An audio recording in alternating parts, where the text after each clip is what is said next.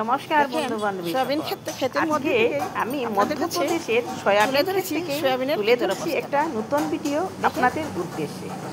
দেখেন, মধ্যপ্রদেশে সয়াবিনের ক্ষেত প্রচুর হয়, তাই আজ আমি সয়াবিন ক্ষেতের মধ্যে দাঁড়িয়ে ভিডিও করছি আপনাদের জন্য।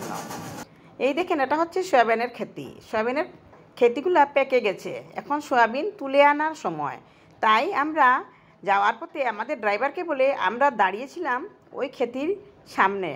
আর এই দেখেন, এটা হচ্ছে সয়াবিন ক্ষেত, মটরের মতোই গুটি গুটিগুলো। এই দেখেন, এটা হচ্ছে সয়াবিনটা পেকে গেছে। দেখেন, পুরো মটরের মতো। ওইটা থেকে তেল হয়, আর আমরা যেটা সয়াবিন খাই সেটাও হয়। সয়াবিনটা দেখিয়ে দিচ্ছি আপনাদের সামনে।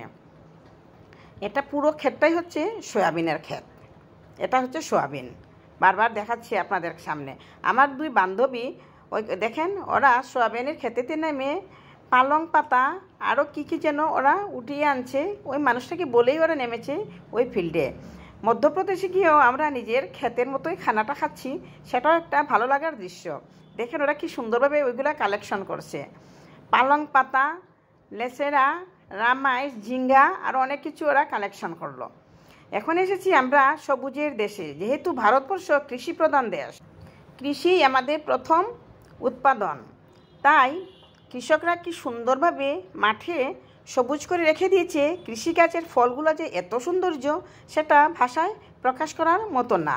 যতটুকু যাচ্ছি ততটুকু সবুজেই দেখছি।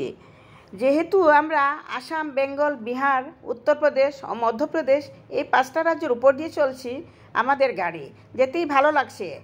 আর রাস্তার 2 লাইনেই 2 পাশে প্রাকৃতিক সৌন্দর্য এত মনোমুগ্ধকর। 2 পাশেই সবুজের দেশ, যেহেতু ভারতবর্ষ কৃষিপ্রধান দেশ।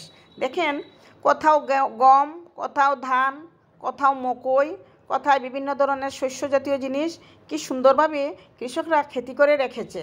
দেখতেও ভালো লাগছে আর সৌন্দর্য হচ্ছে, আর সেটা হচ্ছে ওদের লক্ষ্মী। কোথাও আবার পাকা পাকা কৃষি জাতীয় দ্রব্য ওরা উঠিয়ে নিচ্ছে। মধ্যপ্রদেশের সয়াবিন ক্ষেত আপনাদেরকে দেখালাম। আর ওইটা হচ্ছে যেমন আপনার আসাম, বেঙ্গল, বিহার, উত্তরপ্রদেশ যতটুকু যাচ্ছি ততটুকুই সবুজ সবুজ দেখেছি। তার মানে কোথাও গম ক্ষেত আর কোথাও ধান ক্ষেত, কিন্তু দেখেই ভালোই লাগছে। আর আমরা গাড়ি দিয়ে যখন যাচ্ছি তখন সৌন্দর্যগুলা চোখের মতো মনোমুগ্ধকর। খুব সুন্দর এক পরিবেশ, যেন এক সবুজের সমাহার। দেখেন কি যে সৌন্দর্য, সেটা ভাষায় প্রকাশ করার মতো না। এই ক্ষেতগুলো যখন পেকে আসবে তখন পুরো মাঠটা স্বর্ণ রঙের, অর্থাৎ হলুদ বর্ণের হয়ে যাবে। তখন দেখতে আর একটা সৌন্দর্য আসবে।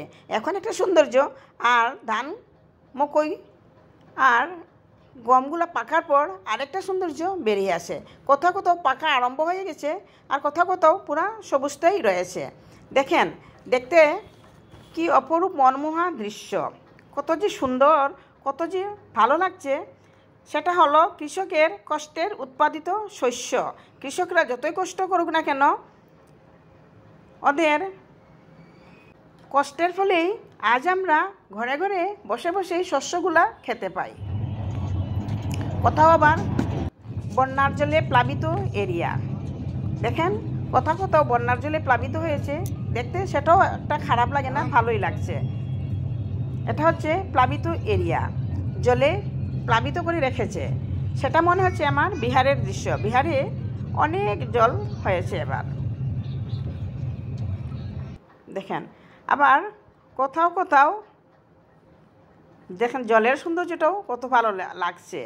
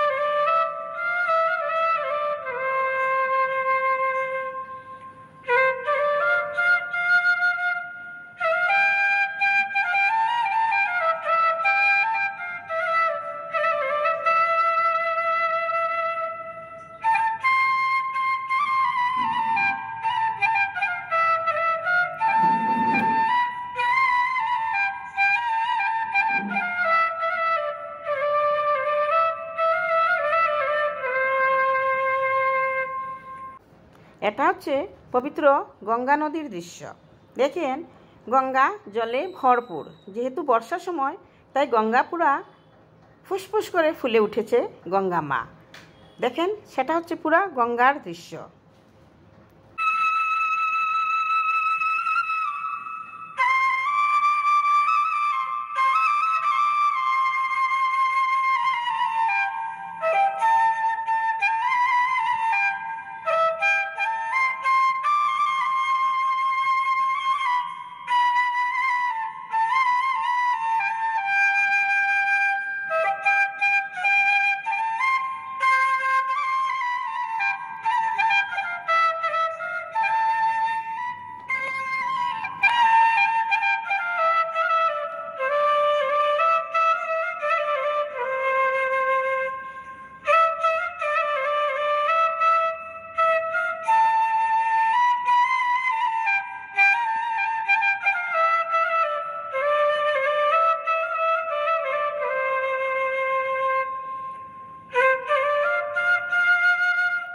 নমস্কার বন্ধুরা, সাবস্ক্রাইব করতে ভুলবেন না।